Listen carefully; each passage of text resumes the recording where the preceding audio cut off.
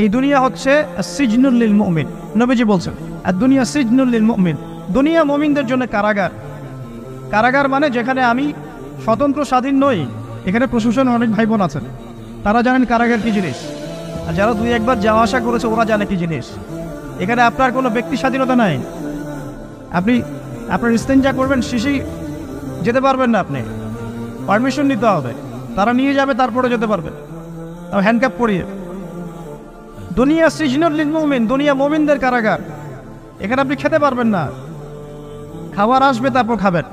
ঘুমাতে পারবেন না, যখন ঘুমানোর আদেশ দিবে তখন ঘুমাতে পারবেন। তাও কতক্ষণ ঘুমাবেন তাও ফিক্স করা।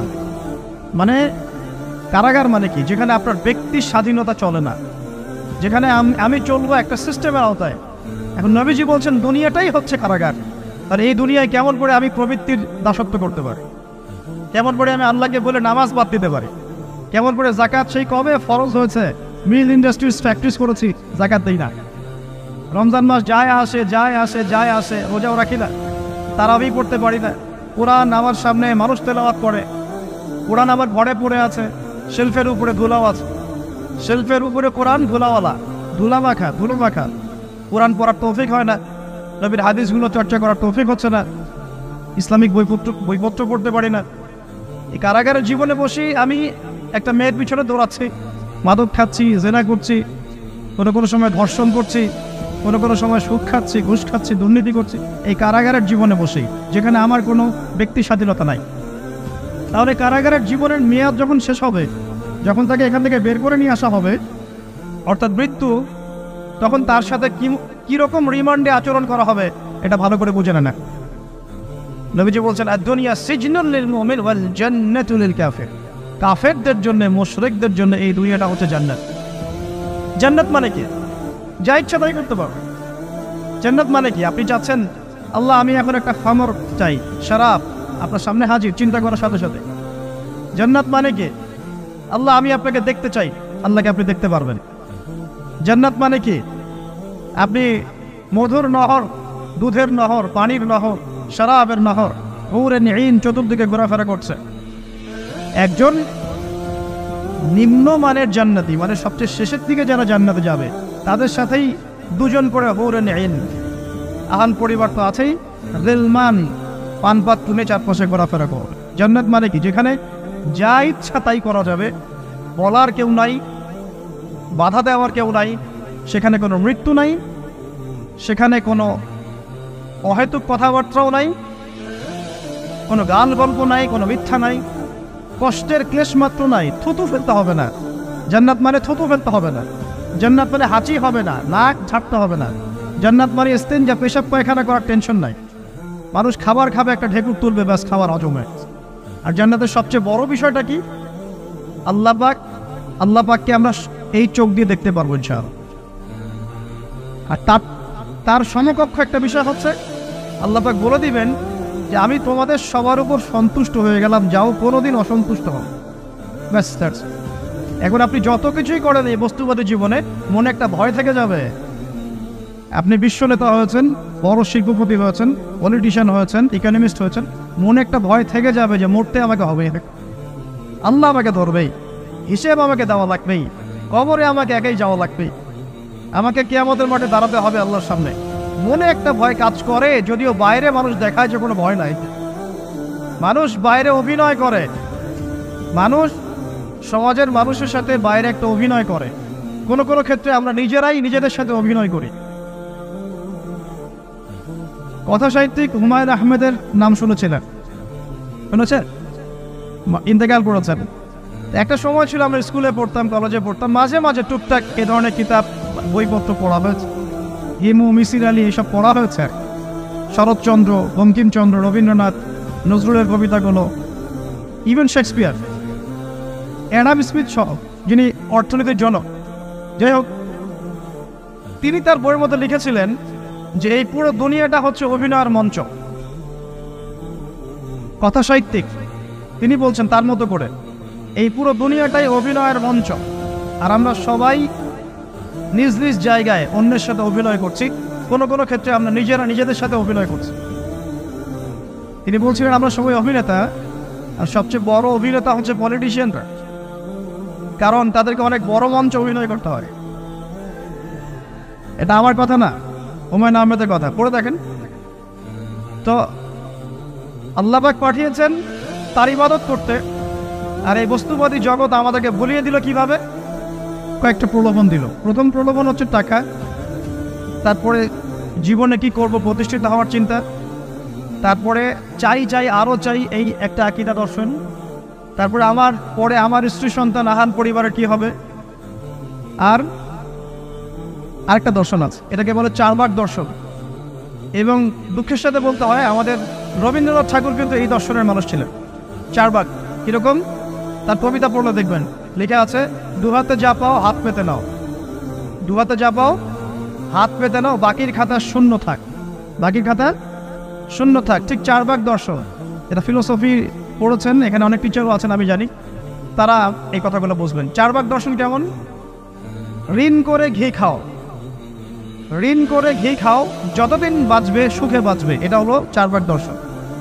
তো দু হাতে যাবো হাত পেতে নাও, বাকির খাতা শূন্য থাক, মিল আছে না? ঋণ করে হলেও ঘি খান, যেভাবে হোক ঘি খান না, মানে ঋণ করে হলেও ঘি খান, যতদিন বাঁচবেন সুখে বাঁচবেন। তাহলে এই দর্শনগুলো বস্তুবাদী না? বুঝতে পারছেন কিনা? মেটেরিয়ালিজম, বস্তুবাদিতা, মানে আপনি চোখের সামনে যা দেখছেন এই দুনিয়া, যেভাবে হোক অর্জন করে নেন, বাকির খাতা শূন্য থাক। ইসলামিক কনসেপ্ট এর টোটাল ডিফারেন্ট কনসেপ্ট।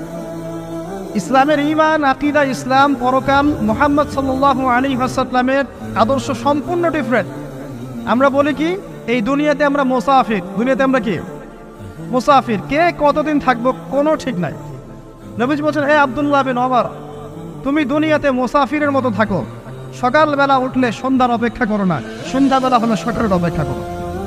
দর্শনের মধ্যে কত পার্থক্য না, আকাশ পাতাল পার্থক্য না? এখন যদি এই বস্তুবাদী দর্শন নিয়ে আপনি চলাফেরা করেন, তাহলে তো আপনার লাইফের অ্যাম্বিশন হবে একটা ফ্ল্যাট, আর ওটা এনি হাও আপনাকে অ্যাচিভ করতে হবে, legal way or illegal way, আপনাকে অ্যাচিভ করতেই হবে, যেহেতু আপনার মোটিভটা হচ্ছে মেটেরিয়ালিজম, বস্তুবাদিতা। আর নবী সাল্লাল্লাহু আলাইহি ওয়াসাল্লাম কি বলছেন? সকালে ঘুম থেকে উঠলে সন্ধ্যার অপেক্ষা করো না, সন্ধ্যাবেলায় থাকলে সকালের অপেক্ষা করো না। তুমি দুনিয়াতে মুসাফিরের মতো থাকো, তোমার যতটুকুতে দুনিয়া চলে যায় এতটুকুতে সন্তুষ্ট থাকো। নবীজি বলছেন, তোমরা হাঁটবে যখন রাস্তায় চলাফেরা করবে, তোমাদের উপরের দিকে দেখবে না যে তোমাদের উপরে কারা আছে, অলওয়েজ দেখবা তোমাদের নিচে কারা আছে, তোমাদের চেয়ে খারাপ কারা আছে। এক ভাইকে আপনি দেখবেন আপনি সুস্থ, তার হাত নাই। আরেক ভাইকে দেখবেন আপনি সুস্থ, তার চোখ নাই। এক ভাইয়ের পা প্যারালাইজড হয়ে গেছে, এক ভাইয়ের বডি প্যারালাইজড, একজন হার্টের রোগী, একজন ডায়াবেটিসের রোগী, আপনি সুস্থ আছেন, অথচ ওই ব্যক্তির অনেক টাকা পয়সা আছে, আপনার নাই। এখানে কে ধনী বলেন দেখি, আপনি না সে? আপনার সুস্থতা আছে।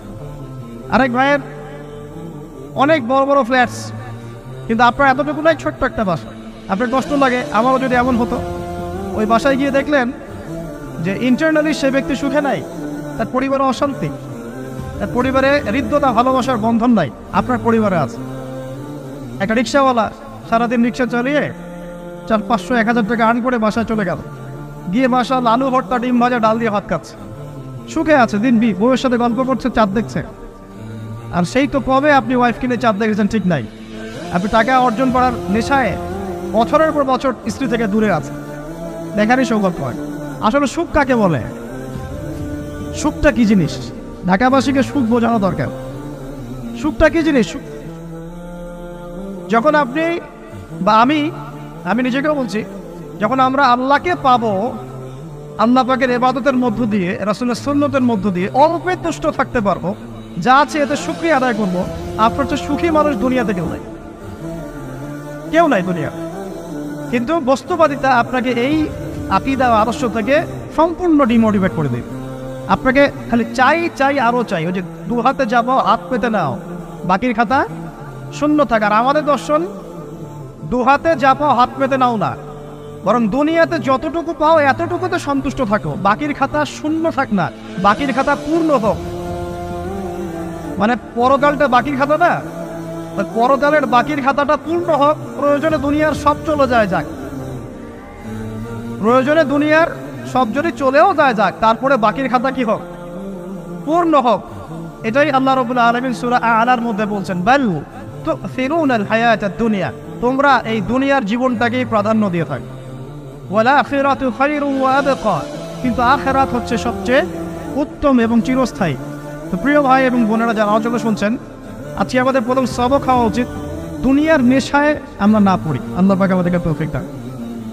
এর মানে এই না আমরা দুনিয়ার প্রোগ্রেসে যাব না, অবশ্যই যাব, আমরা অবশ্যই যাব।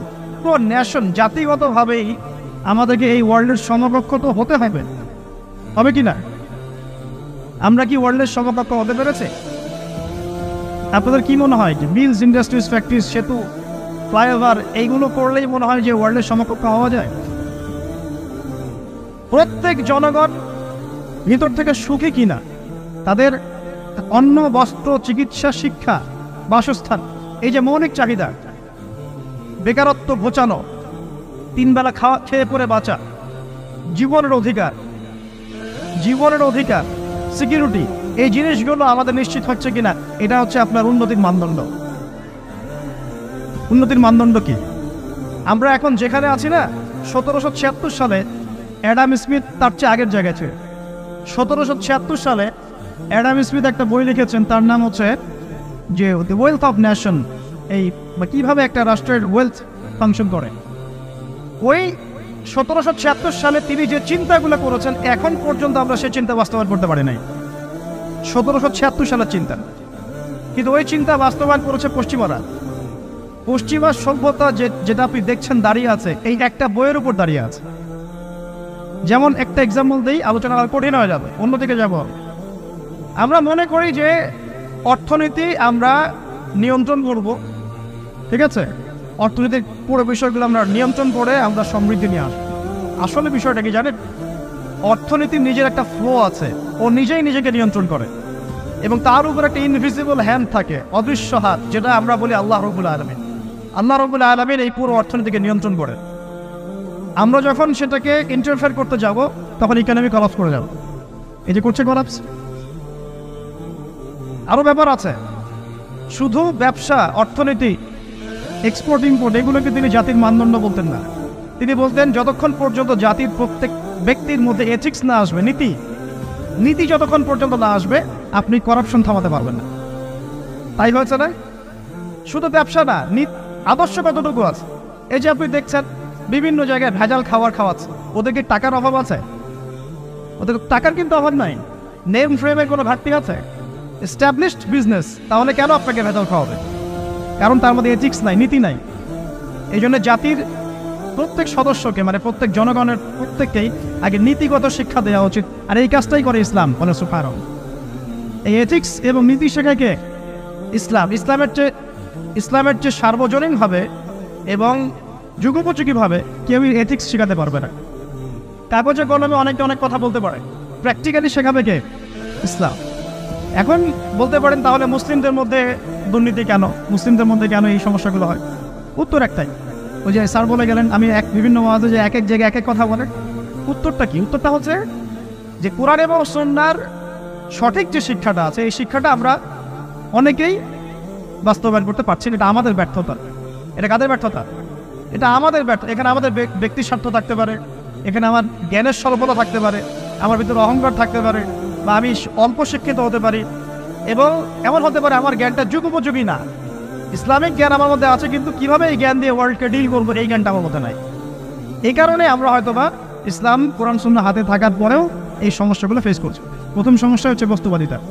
আল্লাহ পাক আমাদের সবাইকে, যারা আলোচনা শুনছি, দুনিয়ার প্রেমিক হওয়া থেকে বাঁচাক বলি আমি। দুনিয়ার প্রেমিক না, প্রেমিক হবো কার? আল্লাহর, আখিরাতের।